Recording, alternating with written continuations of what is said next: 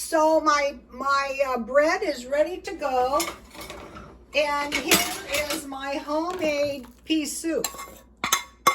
This stuff is so easy to make. Let me give you a shot. And I just use it tastes really good. I just use my ham bones with the, here is the recipe for the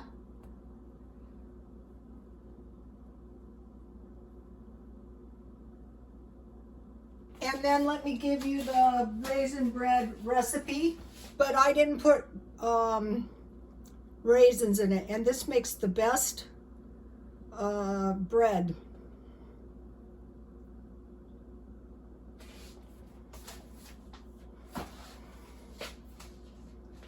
My pancakes were good, you guys.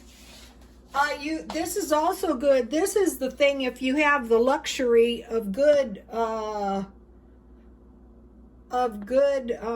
crackers that would work out great.